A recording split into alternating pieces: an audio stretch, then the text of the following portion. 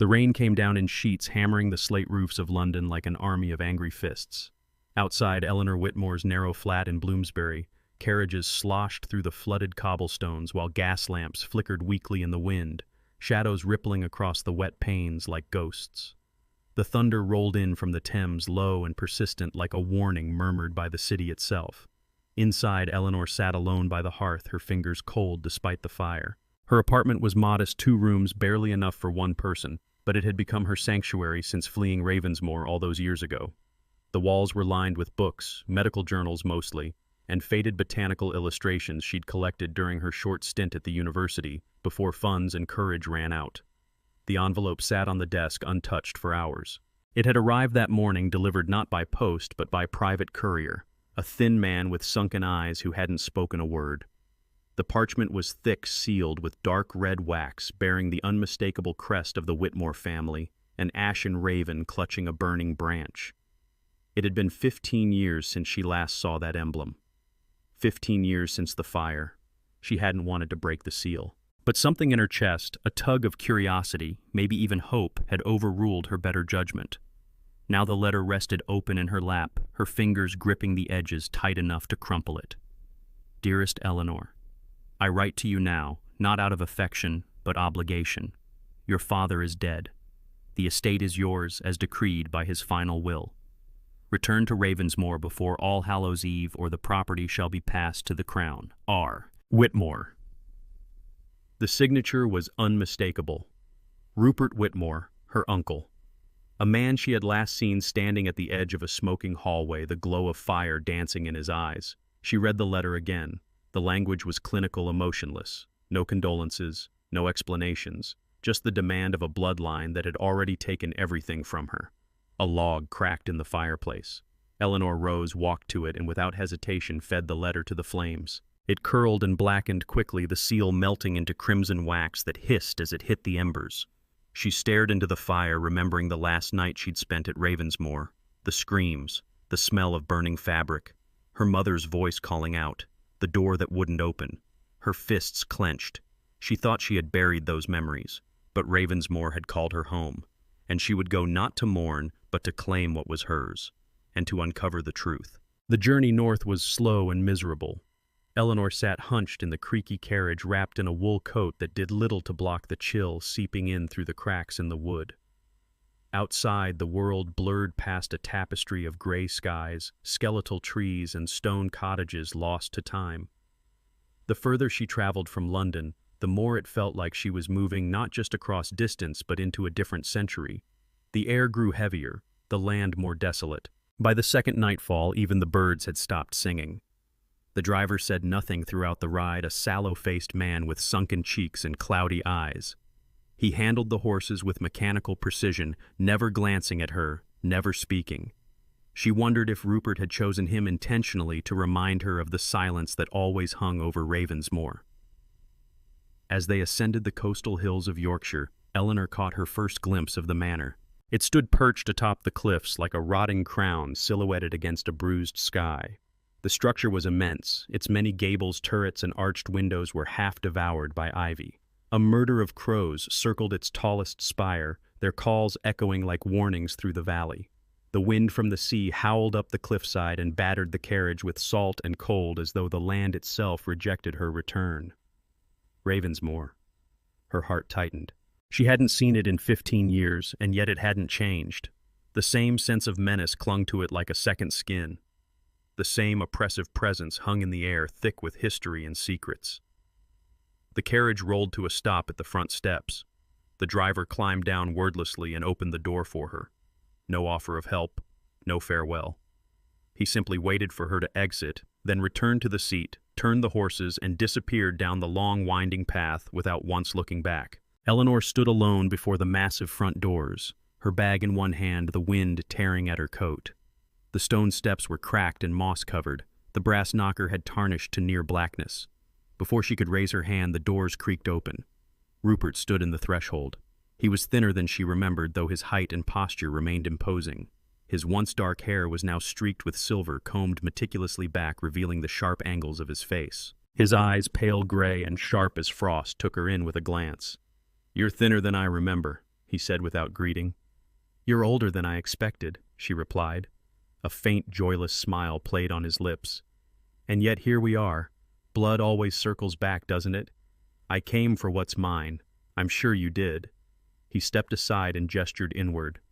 "Come in, then. Ravensmoor remembers you well." Eleanor hesitated only briefly before stepping inside. The air hit her like a slap, cold, musty, tinged with damp ash. The scent of the fire still lingered after all these years, woven into the wood and stone like a curse. Shadows stretched long through the grand hall, cast by dying lamplight and tall, arched windows. Dust floated in the air, catching the light like snowflakes made of bone. The entrance hall was as she remembered it, the twin staircases curling upward like stone serpents. The grand chandelier now crusted with cobwebs. The massive portrait of her great-grandfather looming over the fireplace, his eyes following her as she crossed the threshold. Rupert led her through the manor with practiced ease, his footsteps echoing through the empty halls. "You'll be staying in the east wing," he said. "The same rooms your mother once used. I don't want them. They're yours by blood. The house insists." She glanced at him. "Does it? Ravensmoor keeps its own ledger," he replied cryptically. They passed door after door, most of them shut tight. The ones that stood ajar revealed rooms frozen in time, a nursery with overturned toys, a library coated in dust, a solarium filled with dead plants and shattered glass. At last they reached a narrow corridor that ended in a heavy oak door. "This was your father's study," Rupert said. "It remains untouched. I thought you might want to see it." Eleanor looked at the door, at the rusted knob. Her throat tightened. "I don't." "You will?" Rupert said, his voice suddenly distant. "Eventually." With that he left her in the corridor. She stood there alone for a moment, surrounded by the silence of the manor. The wind howled against the windows, and for a brief instant she thought she heard something more, whispers in the walls, a name spoken too softly to be certain. She turned from the study door and walked toward her mother's old chambers. The floor creaked beneath her with every step, as if the house remembered her weight. The east wing of Ravensmoor had always been the coldest part of the house. Eleanor ran her fingers along the faded wallpaper as she walked the long corridor toward her mother's old chambers. The air here felt denser, like it hadn't been stirred in years. Every step stirred the dust of memories long buried, some sweet, most bitter. Shadows loomed heavy in this part of the manor, stretching along the floor like dark stains that refused to fade. The door to the room groaned on its hinges as she pushed it open. Inside the chamber was, as she remembered it, though smaller than it had seemed in her childhood. The four-poster bed stood against the far wall, its curtains drawn back and yellowed with time. A vanity sat in the corner beneath a cracked mirror, its surface still cluttered with old perfume bottles and combs. The scent of lavender, faint but persistent, hung in the air, as though her mother had only just left the room moments ago. She stepped inside and closed the door gently behind her. As she looked around, fragments of memory returned, as sharp and sudden as the sting of winter wind. Her mother brushing her hair beside the fire, whispered lullabies in Latin and French. The sound of weeping always behind closed doors, always late at night. Eleanor opened the wardrobe. A few old gowns still hung inside the silks eaten through by moths. On the floor lay a pair of soft slippers, exactly where she remembered them being the night before the fire. A strange chill ran down her spine as she realized nothing had moved, not even after all these years. Was Rupert telling the truth? Had this part of the manor truly remained untouched? She moved to the writing desk beneath the window. The wood was warped with age, the inkwell dried and cracked. Beneath a false bottom in the drawer, a trick her mother had once taught her. Eleanor found a small bundle of letters wrapped tightly in twine and stained with moisture. Her hands trembled slightly as she untied the bundle. "My dearest Eleanor, if you are reading this, it means I have failed to protect you from the storm that is coming. You must understand your father and I did not always agree on how to keep you safe. He believed Ravensmoor would protect our bloodline. I knew better. The house does not serve us. It feeds on us. It remembers pain. It hoards it. Beware the east wing and the study. Do not trust Rupert. He seeks what your father tried to bury." Mother Eleanor read the letter 3 times. Her mother had feared the house, feared her own brother. And now that same man had summoned Eleanor back, not for comfort, not for reconciliation, but for a purpose she had yet to understand. The wind outside howled against the windows, and somewhere far below a door slammed. Or was it the sea? Eleanor stepped back, folding the letter into her coat pocket. Her breath fogged in the cold air. The fire in the grate remained unlit, the hearth filled only with cold ash. She moved to light it, but paused when she saw it. There, drawn faintly in the soot, was a symbol, a circle. Within it a raven with outstretched wings, its head turned toward a single star.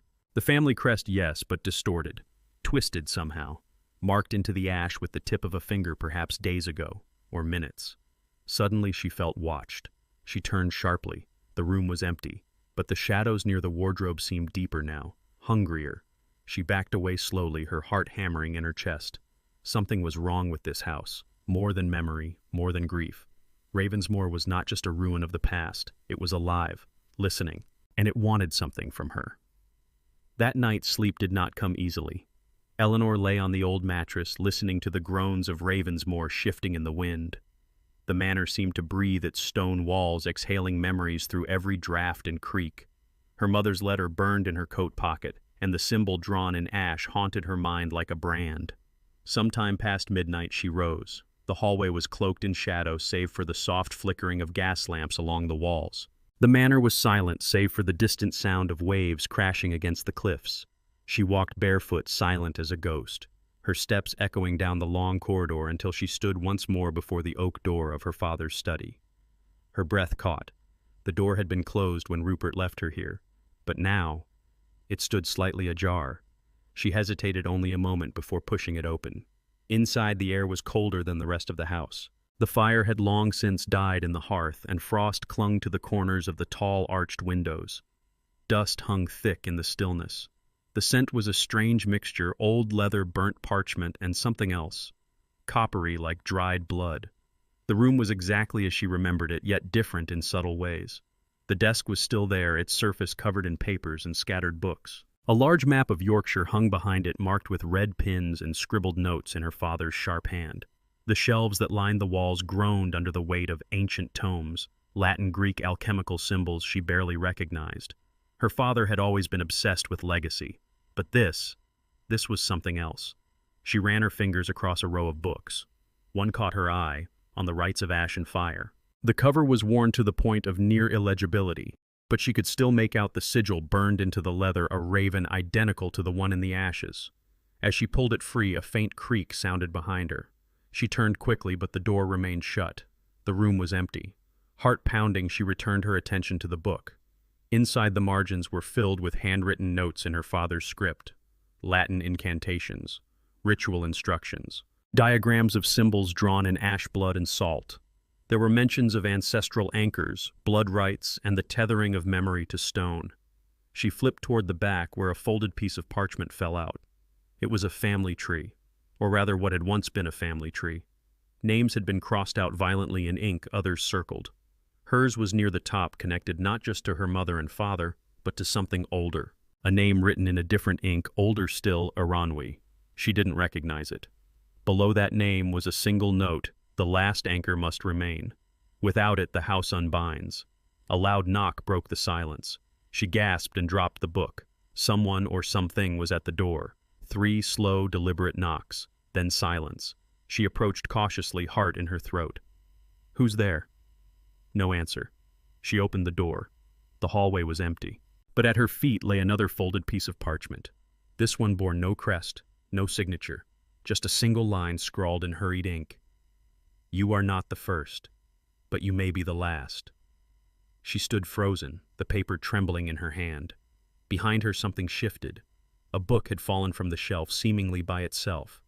As she approached, she saw that it had opened to a page depicting a ritual circle, a diagram almost identical to the one she had seen drawn in ash. In the center, a raven with fire in its wings and eyes made of stars, and beneath it 3 words etched in old ink: "Memory is fuel." She backed away. Whatever had consumed this family, whatever her father had been studying, had not died with him. It had waited. And now that she was home, it was waking up. The morning sun cast no warmth through the high windows of the dining hall. Eleanor sat at the far end of the long oak table, the same one where she had eaten countless suppers in silence as a child, flanked by the stern gazes of her father and uncle. The chairs groaned under their own age, and the air tasted faintly of damp wood and mold. At the opposite end sat Rupert, still impeccable in a dark waistcoat, a fresh cup of tea steaming untouched before him. Between them, seated awkwardly with papers in his lap, was Mr. Clarence Pritchard, the family solicitor. He was a nervous man, round and balding, who blinked far too often and seemed in constant battle with his own spectacles. He kept glancing between Eleanor and Rupert as though expecting one of them to leap across the table. "I must begin by stating," Mr. Pritchard said, adjusting his collar, "that the contents of your father's will were unconventional." Eleanor folded her hands. "I doubt anything about my father was conventional." Rupert chuckled softly, spoken like a true Whitmore. Clarence cleared his throat and unfolded the parchment. "To my daughter Eleanor Whitmore I leave the manor of Ravensmoor in full, including its lands, documents, and sealed rooms. It is her burden and her inheritance, and it is to her alone that the house may pass." Eleanor felt Rupert's gaze sharpen. "To my brother Rupert, I leave the West Library and the contents of the cellar beneath it. These shall be his as a reward for his loyalty and discretion. But he is forbidden from setting foot in the Eastern Tower or the stone chamber sealed beneath it." Mr. Pritchard blinked nervously and glanced up. "It continues." Eleanor leaned forward. "Go on. Ravensmoor is no ordinary home. It remembers. It binds. The blood of our line is not just its master, but its fuel. Eleanor is the last true Whitmore of unbroken line. Only she can bear the house's full memory. She must choose bind it anew or let it fall to ash. But know this, what sleeps beneath does not sleep forever, and what we buried may yet crawl free." There was silence. No one moved. Outside, the wind rose suddenly, rattling the high windows with a gust strong enough to blow a single page from the will onto the floor. Eleanor retrieved it without a word. Rupert broke the silence with a dry laugh. "Quite the dramatist, wasn't he?" She ignored him. "What did he mean, what sleeps beneath?" Mr. Pritchard looked pale. I couldn't say, miss. I only manage the legal estate. Matters of superstition are beyond my remit." Rupert stood, stretching his long limbs with cat-like grace. "Well, now that the formalities are concluded, shall we tour the property? I believe you've yet to see the cellars." "No," Eleanor said, rising. "I want to see the tower, the eastern one." Rupert's smile froze. "You heard the will," he said slowly. "That area is not to be disturbed. And yet it's mine," she said. "Every stone, every locked door. If there are secrets in this house, I'll uncover them. Father owed me the truth long ago." Rupert's jaw tightened. Some truths should remain buried. Eleanor met his eyes. "I'll decide that." She left the room before he could answer, the folded will clenched tightly in her hand. She wandered the corridors alone, moving toward the eastern end of the house. There was a door at the end of a narrow hallway she had not walked since childhood, a black, iron-bound thing set deep into the wall like a wound in the stone. She expected it to be locked, but the handle turned easily under her hand. The hinges groaned as the door swung inward. A narrow stone staircase spiraled down into the dark, lit only by the faint glow of oil lamps, long cold. The air that rose up from below was colder than any she had ever felt, like stepping into the breath of a crypt. She stood there for a long time, staring into the gloom. Whatever her father had hidden in this house, whatever her mother had feared, it lay beneath her feet. And something deep within her, something older than memory, was beginning to stir.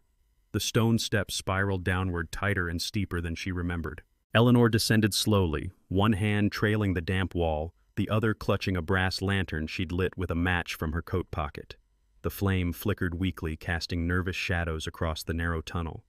The deeper she went, the more the house above her faded, the distant creaks and groans replaced by the sound of her own breath, and the quiet, ever-present drip of unseen water. The walls were carved from old stone, flecked with veins of silver and coal. Strange symbols were etched along the bricks, some faded beyond recognition, others still fresh enough to gleam faintly. They weren't random. They formed a pattern, a language, one she didn't understand, yet felt like she had always known.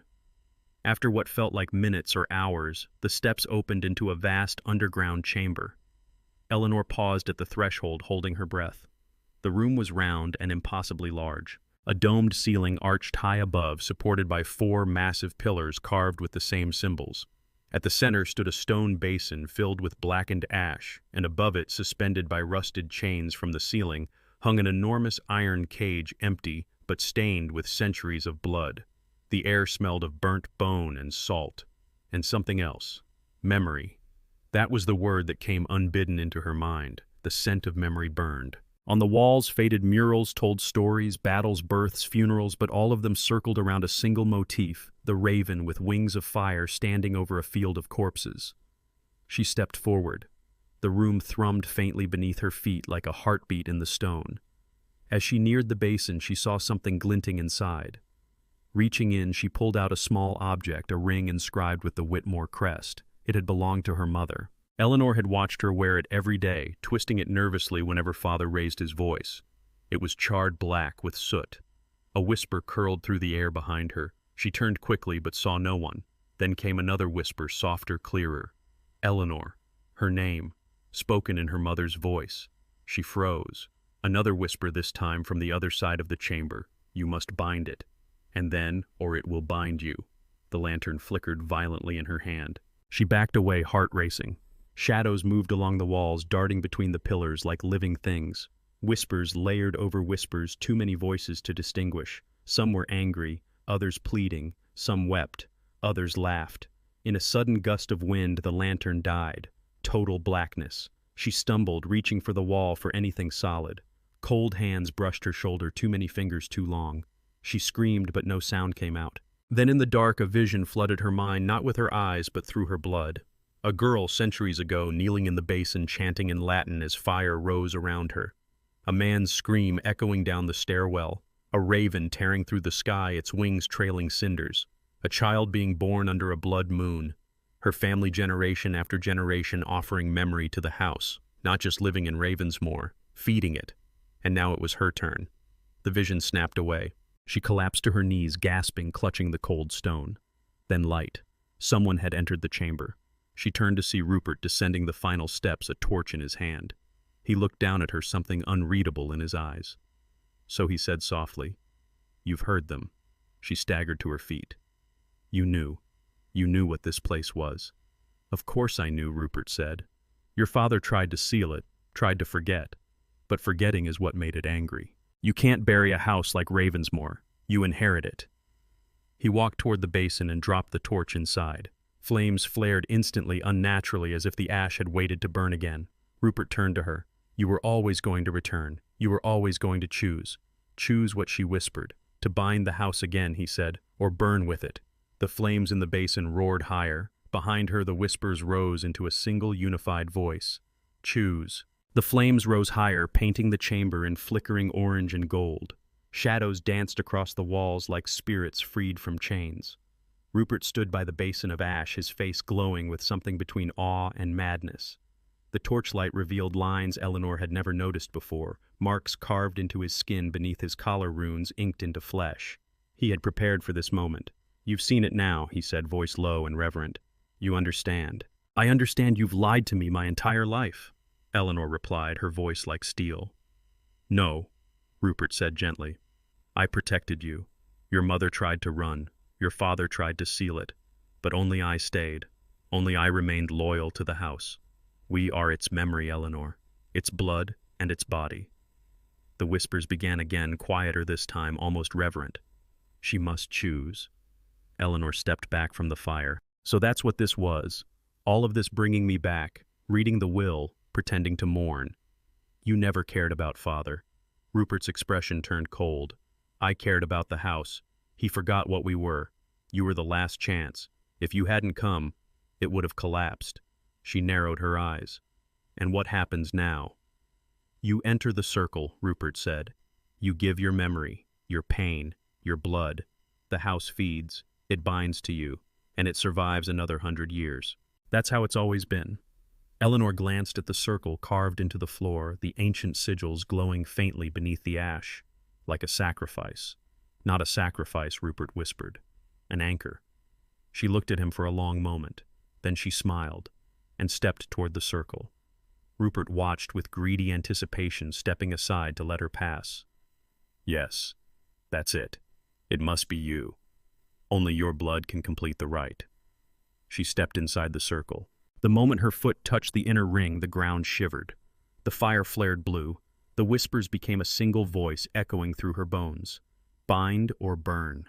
She knelt beside the basin, her mother's ring still clenched in her fist. Then calmly she turned to Rupert. "Tell me something. Did you kill her?" Rupert's eyes twitched. Your mother? No. She chose wrong. She refused to bind the house. She tried to flee with you. The house showed her what happens to those who abandon it. So she died in the fire. She burned, he said, because she forgot. Eleanor nodded slowly. Then she opened her palm. The ring glinted in the firelight, sharp now broken along one edge. She lunged.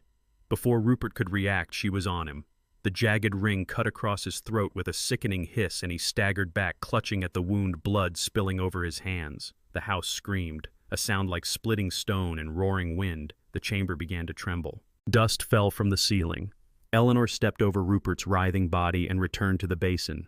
She threw in the ring, her father's will, and finally the bundle of letters from her mother. Then she stood tall in the center of the circle. I am the last Whitmore, she said aloud, but I will not feed this house. I will not bind myself to ash and memory. She reached into her coat and pulled out a silver flask. Holy water. From the chapel below, the cliffs long abandoned but never desecrated. She poured it into the basin. The flames screamed. The chains above rattled violently. The symbols along the walls began to crack. The whispering turned into howls of fury and anguish. The house was dying, or being freed. Rupert, gasping on the floor, reached for her. You don't know what you're doing. I know exactly what I'm doing, she said. I'm ending it. The fire surged upward like a column of wrath. The last thing she heard before the light consumed her was her mother's voice, soft and close, as if whispered beside her ear. You chose well. The ruins of Ravensmoor still stand charred and crumbling on the edge of the cliff. Locals say they see a woman sometimes standing in the eastern tower, hair caught in the sea wind, staring out over the water. Others say that when the wind is high and the gulls fly low, you can hear the caw of a raven and beneath it the faintest sound of laughter. But no one enters the ruins anymore. The memory is gone. The house is ash. And the last Whitmore rests not as an anchor, but as a flame that refused to be extinguished.